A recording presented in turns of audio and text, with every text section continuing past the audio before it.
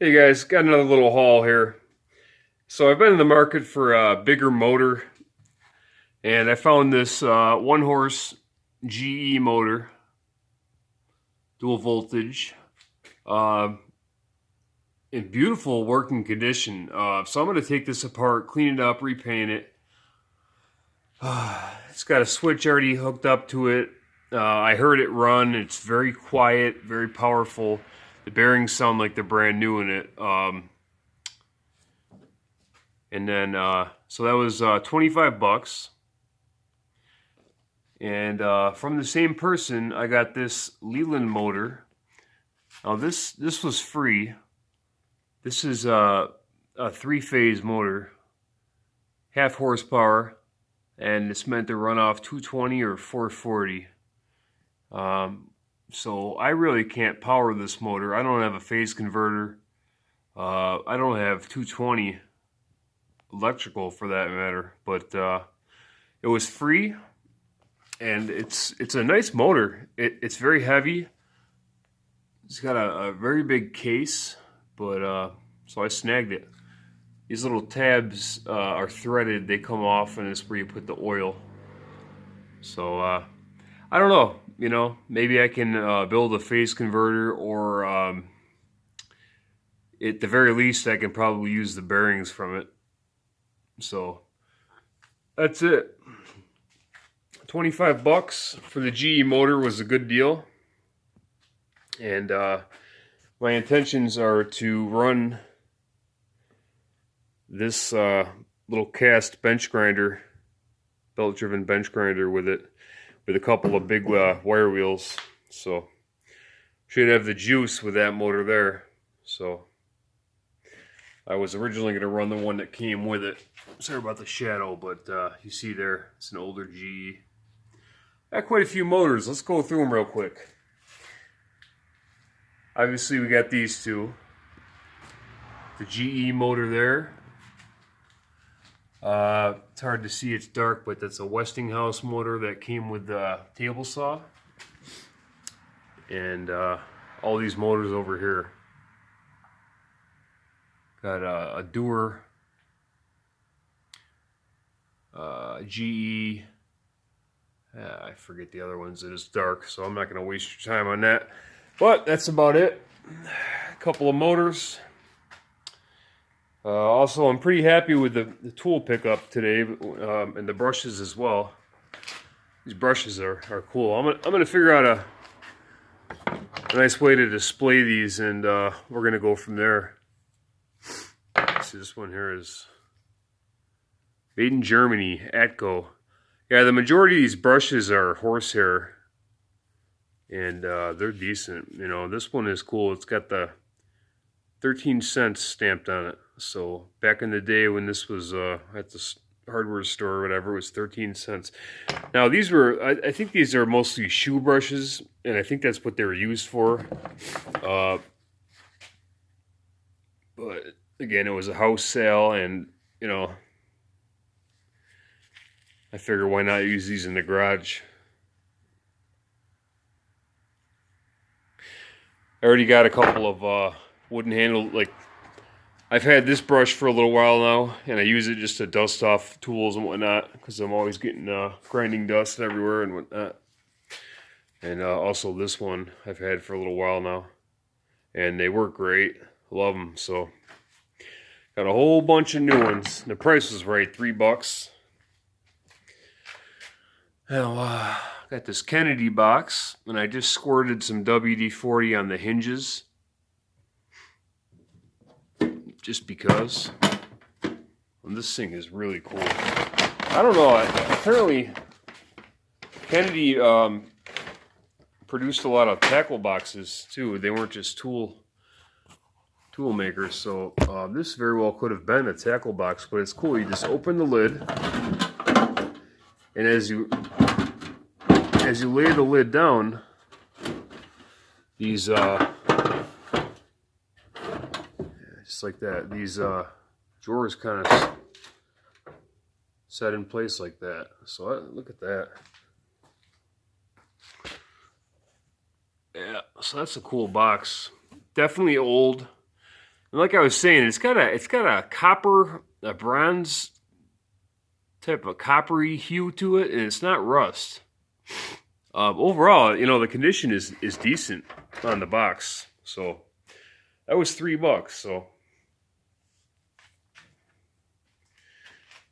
So I cleaned up the Stanley. I think it was the Stanley 199, the little box cutter there. So I had the 12.99, so I had to get this one.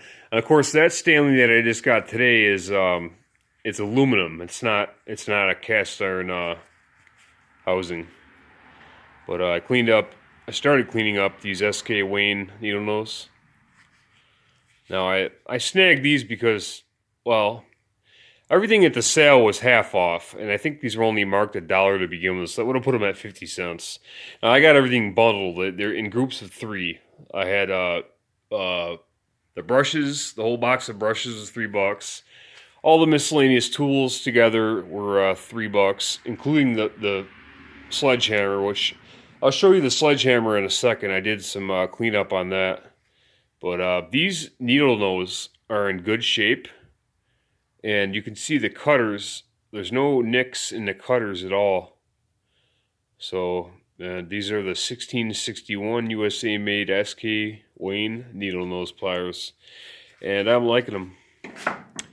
And then these 2 saws, I started brushing up the handle in this one here, but they're both Alway brand.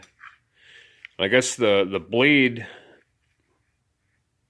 can be positioned a couple of different ways. You see that notch on the top, so you can move the blade around different positionings. I don't use these, I just kind of collect them. I like the gun-shaped saws. I got a couple of them in the house. So, alright, let's show you that sledgehammer here. So as it turns out, it's a 16 pounder. I was going to throw it on the scale, but let's see. Made in USA, 16. Warning, wear safety goggles. All right. Now there's I took the tape off. And it says 10 through 16 pound mid-state, 720. It's either 725 or 72S, and it's got a 32-inch handle. 32-inch sledge. So they had this thing taped up like, it was like I never seen so much tape for so little in my entire life. But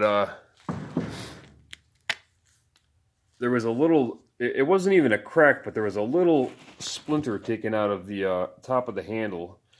And I added some filler, and I got to finish sanding that down, but it's real hard filler putty, and it'll basically be like metal when it's all said and done. So I'm just going with that. I didn't add it necessarily for structural integrity. It was more so a cosmetic thing and to get rid of that tape. So I'm just going to get the handle all smoothed out and even, and then I'll add some kind of coloring or stain to it so it's all one color. But I think structurally the sledgehammer is in decent shape still. And if it came down to it, I would just chop that top section off and shorten the handle 3 inches and go with that.